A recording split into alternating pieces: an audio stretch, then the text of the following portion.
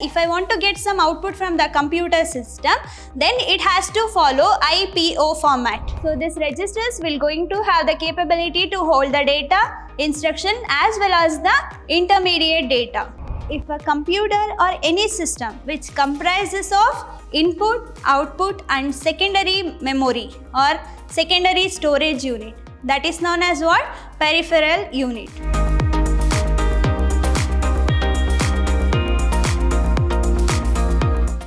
Hello everyone, myself Rohini TS, Computer Science Faculty, Vidyashram Pre-University College, Mysore. Okay, so in this first session, I will be discussing on the first chapter of your second PUC. Yes, that is typical configuration of a computer system. Okay, so before getting into the computer system and typical configuration of all these things, first we are living in a digital world, right? So without computer, we cannot do anything in these situations. Okay, so today's sessions I am going to discuss about what is this typical configuration, what is the marks weightage of this chapter and introduction, then all the components of a computer system. Okay, we'll discuss it one by one right now. So moving into the blueprint of this first chapter, so totally you are going to get 4 marks from this chapter. Okay, so as this tabular column, you can see that you are going to get 1 question from the 1 marks. Okay, so you are going to get 1 question from the 1 marks, that is question number 1. Okay, and then there is no 2 marks question from this chapter. After that, there we have 3 marks 1 question. So you are going to get 1 question from the 3 marks and the question number will be 19. Okay, so in your question paper, 19th question will be from the first chapter, that is typical configuration of a computer system. Okay, so totally you are going to get 2 questions from this chapter and you have been awarded 4 marks for that. Okay, so this is a marks distribution of this first chapter. 1 marks 1 question will be there and 3 marks 1 question will be there. Okay, so totally you are going to get 4 marks from this chapter. So in this today's session, I am going to discuss about introduction of a computer system and then functional components of a computer system. That is also known as what? Block diagram of a computer system. Okay, then motherboard and characteristics of the motherboard. Okay, so now we'll see one by one right now. So coming to the introduction of a computer system, as we all know that we are living in a digital world. Okay, so we cannot imagine our life without computers or any digital devices, right? So that computer plays a very vital role in our daily lives. Okay, so computer is more accurate and that can be used in various fields for various purposes like science. We can use the computer for entertainment, okay, for animation, sports, for education purpose and all. Okay, so now we'll see what you mean by computer and what are all the basic terminologies that we need to know before getting into the block diagram of a computer system. Okay, so as a computer is nothing but it is an electronic machine, okay, that has a ability to store, recall and produce the data. So it has the ability to store, recall and process the data. So based on the requirement of user or based on the input of the user, it will going to fetch the data from the user. Okay, after that it will going to process the data. Then it will going to produce some output or beneficial information. Okay, that will be helpful for the further decisions. So computer is an electronic machine that has a ability to store, recall and produce the data as per the user requirement. So coming to the hardware. So as we all know that computer has no intelligence, right? So what it means? Computer has no intelligence in the sense it cannot perform the operation by its own. Okay, user has to start the process, that means user has to give some inputs to the computer system, then only it has the ability to process the data. After that it will going to produce the output. Okay, so in order to call a computer as a functional component, then there must be some basic terminologies that must be known to the persons or people who is using the computer system. So computer system comprises of what? Hardware, software and users, like that. We'll see the terminologies one by one. So here you can see that hardware. So what do you mean by this hardware? So hardware is nothing but what? It is a physical component of a computer system.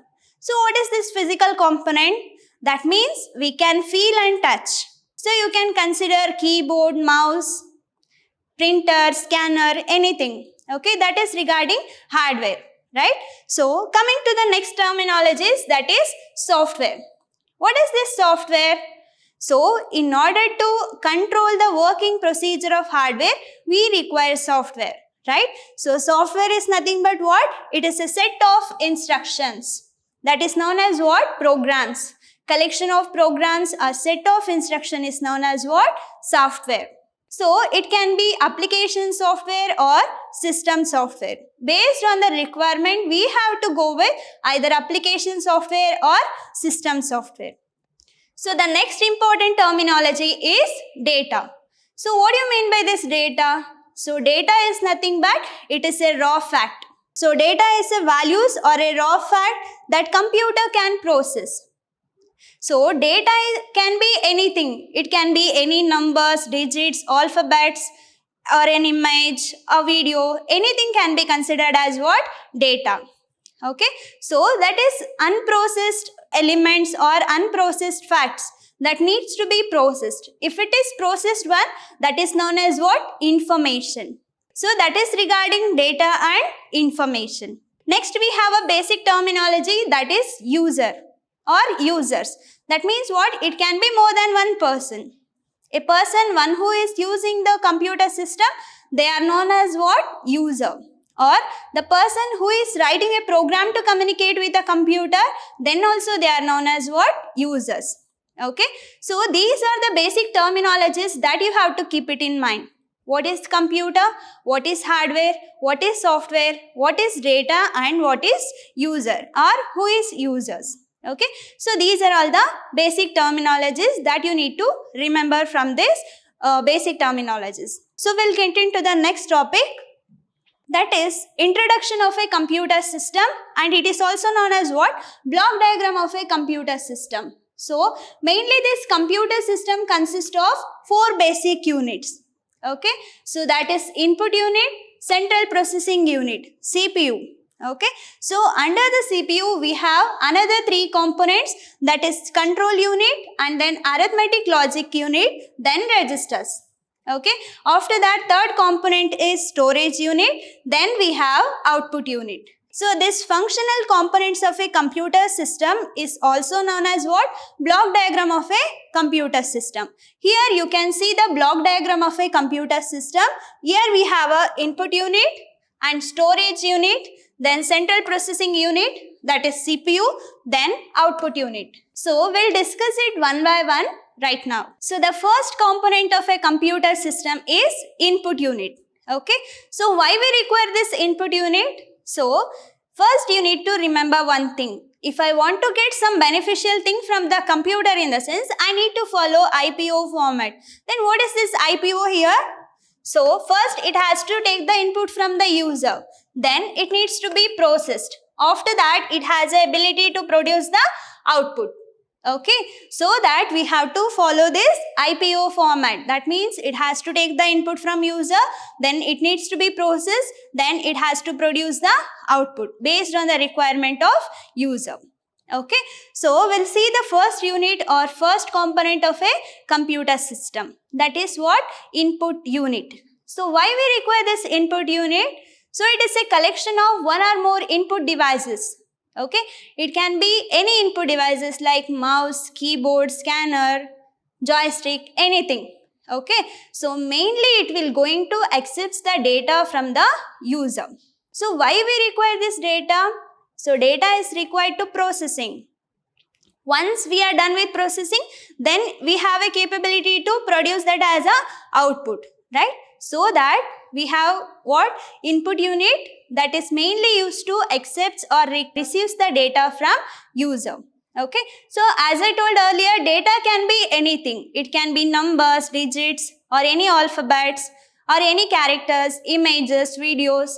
Okay, that will be fed into the computer's input unit. So it may comprise of one or more input devices. So this is mainly required to receive the data and instruction in order to solve a problem. If you want to solve a problem in the sense, then there must be some data. Okay. So the input unit will going to perform this operation. That means what? It will going to receive the data from the user and that will be converted to machine understandable from. So as we all know that computer understands only zeros and ones. Computer cannot understand our English words or English language. So that the data must be in the zeros and ones, that is in the binary format. So that this input unit will going to fetch the data from a user and that will be converted to machine understandable form. So this input unit basically links the external world to the computer system. That means what? It will going to fetch the data from a user and that data will be converted to machine understandable form for the processing. Okay. So the input unit may comprise of one or more input devices. So if you are calling as an input device, then it can be a combination of one or more input devices. So CPU is the second most important component of a computer system. So mainly this CPU consists of three major units. Okay, that is control unit, arithmetic logic unit, then registers. Okay, so why we require this control unit? So control unit mainly used to what? Controls and directs the working of computer system. So it controls and directs the transfer of program instructions and data between the various components of a computer system. Okay, it will have a control over the input unit, output unit as well as the memory. That is the main working of this control unit. It controls and coordinates the working procedure of a computer system. Okay, so it will mainly have a control over the data transfer and instructions to be processed. So coming to the next component, that is arithmetic and logic unit. So arithmetic, as the name indicates, so we need to perform what? Arithmetic operations and logical operations. The main agenda of creating or manufacturing the computer is to solve the complex problems, right? So that in order to work with this arithmetic and logic problems, we have to have this component in a computer. That is arithmetic and logic unit. Okay. So this arithmetic comprises of what? Addition, subtraction, multiplication, division and modulus. So here you have to remember this modulus is different from this division. For example, now if I want to divide a number 7 by 2, how can I divide this number 7 by 2? So 2 3 is 6 and I am going to get the remainder 1. So if I am using 7 by 2 in the sense, it will going to take quotient value. So what is the quotient here? 3. But if I want to use this modulus, that is 7 modulus 2 in the sense, it will going to produce a remainder, that is 1. So you must be aware of this quotient and divide symbol. Okay, and this logical operation in the sense, it will going to have logical and or and not operations. Okay, so that is the working of this arithmetic and logic unit, and it mainly has a control over the speed of the various units of a computer system. So that is regarding this arithmetic and logic unit.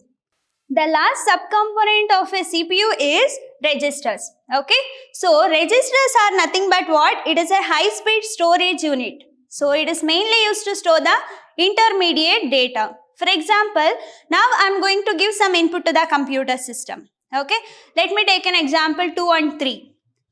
So 2 plus 3. Okay, so these 2 and 3 will be the data. Then what is the processing here? Plus. That is addition operation, right? So that is belongs to what? Arithmetic operations. That will be performed by this ALU. So before processing that data or before producing the result, that data will be stored in these registers.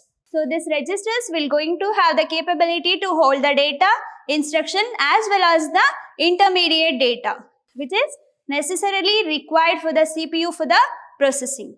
Okay, so you can expect this question for 1 marks. What is registers? What is the usage of this register?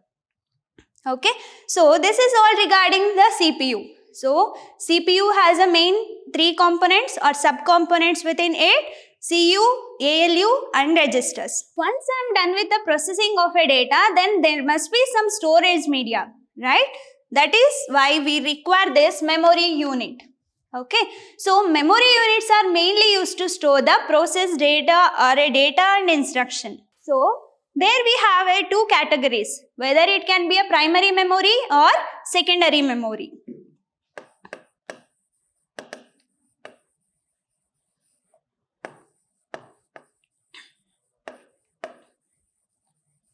So mainly this memory unit is used to store the data from the processing and have to be preserved before it is to be displayed, right? So I am going to take the input, then I am going to process the data. Then before producing that data as an information in the output system, then there must be some intermediate phase, that is known as what? Memory unit. That is mainly used to preserve the data before it is going to display. Okay, so there we have 2 kinds of memory, primary and secondary memory. Okay, according to our requirement, we have to choose whether I want to store my data primarily or temporarily or permanently. If I want to store my data temporarily for the processing, then I have to go with primary memory. Or else, if I want to store the data to be in a permanent form, then I have to go with secondary memory. Okay, so this primary memory will consist of what? RAM and ROM. So RAM and ROM is nothing but what? It is a random access memory and read-only memory. So these two are going to have a capability to store the data temporarily. Okay, and we have to keep it in mind that if you want to process any data, then that must be in the primary memory. For example, if I have my data in the secondary memory in the sense, then that needs to be bring back to the primary memory. Then only CPU has a ability to process that kind of data. Okay, so then this primary memory consists of what? RAM and ROM. If I want to store the data or instructions or any intermediate data in a temporary manner, then I have to go with primary memory. Okay, this primary memory is also known as what? Main memory. So secondary memory is nothing but it is mainly used to store the data permanently. Okay, so it consists of flash drives,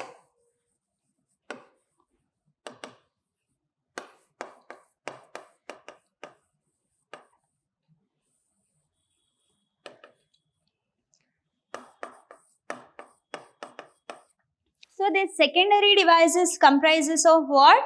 Flash drives, optical media like CD or hard disk. Okay, so once I am done with all these kind of processing, then I need to store the data. Okay, for that we are going to use this primary memory and secondary memory. Okay, so then that data needs to be processed, then must be stored in some storage media. After that, the data or information to be displayed on the screen. Okay, so that we require this output unit. So this output unit is nothing but it is just a reverse of the input unit.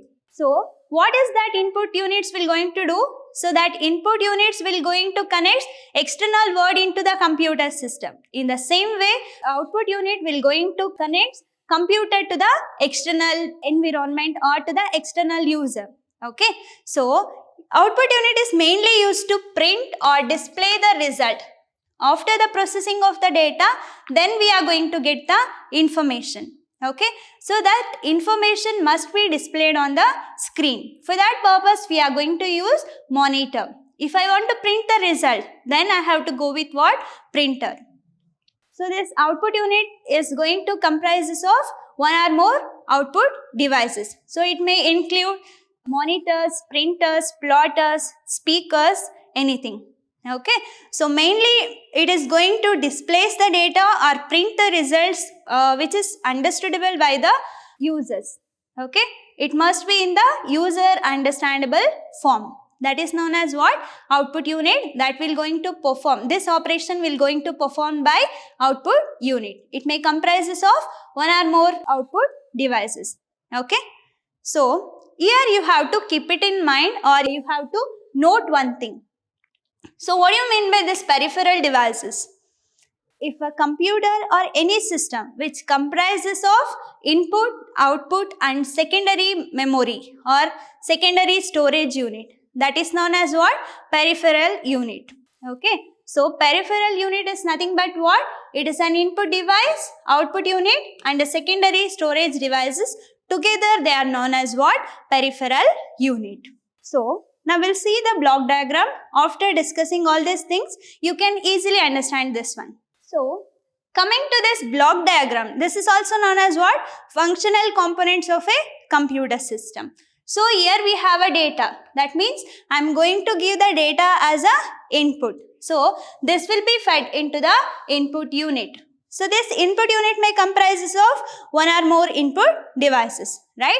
So after that it will going to give that data into the CPU, that is central processing unit, right? So based on the requirement of a user, it will going to perform some of the arithmetic and logical operation that will be done in this session. So, and this control unit will going to have a control over the data transfer between the components of a computer system. So here you can see that this dotted line represents the control flow. So this control unit will have a control over the communication between the various component of a computer system, and this direction indicates the data flow. So you must be very conscious regarding this data flow and control flow. So this must be bidirectional because once we are done with this processing, then that must be stored in some storage units. After that, that must be bring back to this memory unit or CPU for the further processing. So once I am done with this processing, then we have to choose or we have to decide where my data must be stored, either in the primary memory or secondary memory. Okay, so that is the another unit called storage unit. So this storage unit will going to have the two blocks, that is secondary storage and primary storage. So this primary memory is also known as what? Main memory, and this secondary storage is also known as expansion memory or auxiliary memory. So once I am done with all this processing and the storing of the data or instruction, then that needs to be displayed on the screen, or the data must be printed on the paper or any other media. For that, I require what? Output unit. So this output unit is nothing but what? It comprises of one or more output devices. So that may include monitor, printer, plotter or speaker, like that. So in output unit, after the output unit, what we are going to get? That is information. It will be in the processed form. So data is a raw fact and unprocessed element, but information is a processed form. So with the help of that information, we are able to take further decision based on the requirement of a user. So this is all regarding this block diagram or a functional components of a computer system. So now we are done with this introduction and functional components of a computer system. Okay, now we'll see what is this motherboard and how this motherboard is characterized. So coming to the motherboard, what do you mean by this motherboard? Any idea?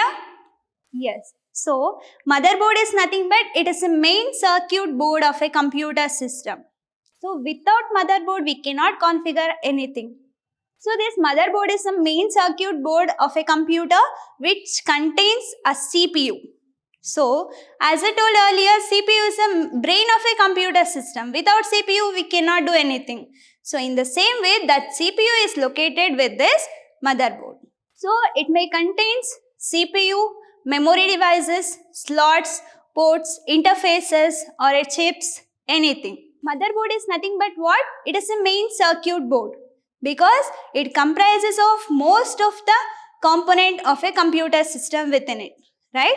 So motherboard is nothing but it is a main circuit board of a computer which contains a CPU and then expansion slot, bus, video controller, any slots, ports, interfaces, like that.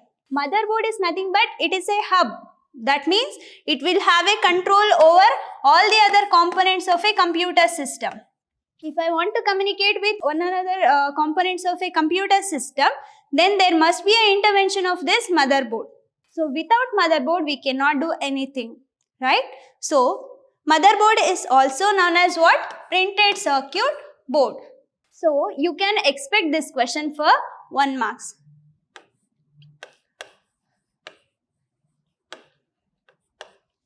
So what is motherboard is a very important question for 1 marks. Okay. So it is a main circuit board, or it is like a hub that has a connection between all the components of a computer system to the motherboard. And it is also known as what? PCB, printed circuit board. So this is regarding motherboard. So mainly this motherboard will going to control the working procedure of each and every components of a computer system. If I want to send some messages, or if I want to send some signals, then there must be an intervention of the motherboard. Coming to the characteristics of a motherboard. So motherboard can be characterized into 3 forms. So that is form factor, chipset and processor socket. So this question is important for 3 marks. What are the characteristics of a motherboard? So you can expect this question in your examination, because this is an important one, right? So characteristics of a motherboard in the sense, it will going to describe its dimensionality and working procedures and how it will be communicating with one another component.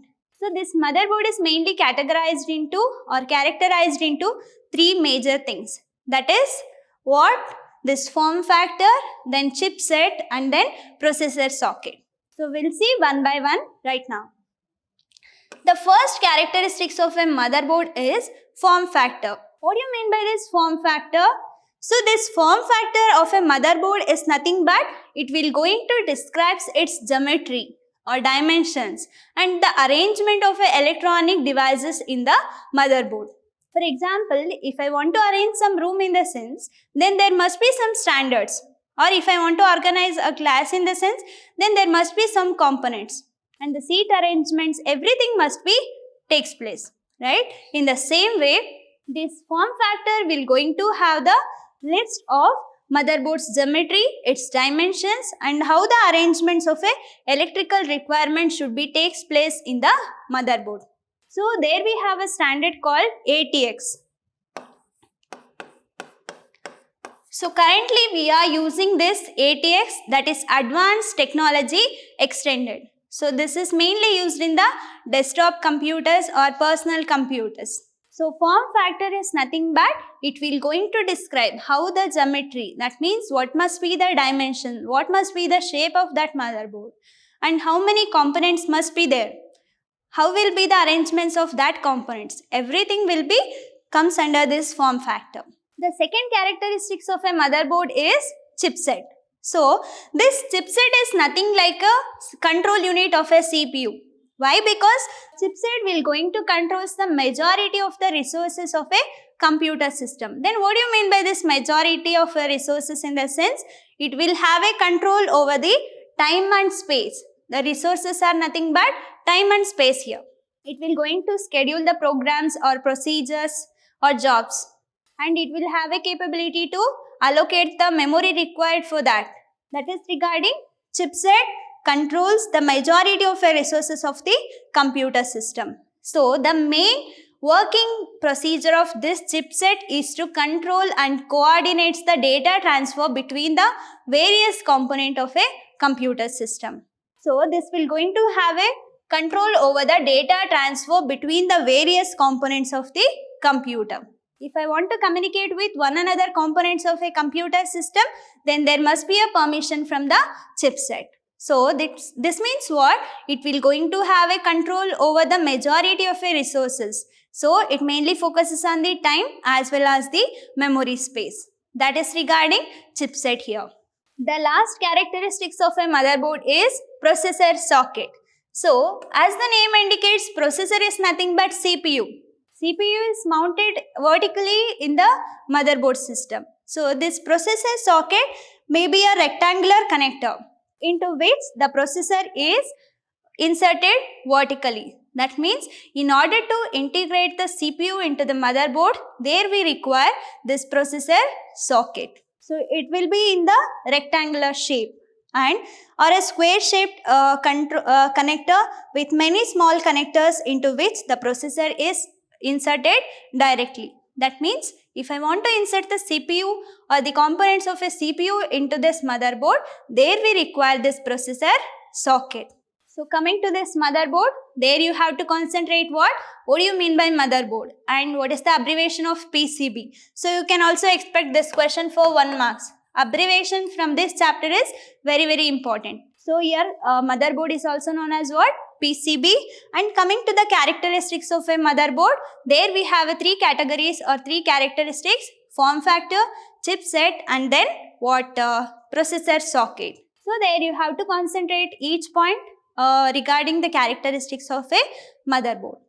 So it's all about today's session. So in this session, we had a discussion about what do you mean by computer and what are all the basic terminologies. Then the functional components or a block diagram of a computer system. There you have to concentrate on what do you mean by input unit, CPU, under that CU and registers, and then ALU. After that, there we have memory unit and then output unit. After that, we had a discussion regarding motherboard and its main working procedure. Then coming to the characteristics of a motherboard. Yes, it's all about today's session. So we'll meet in the next session regarding what do you mean by the motherboard components and what are all the types of motherboard. So until that, keep learning, keep on growing. Thank you.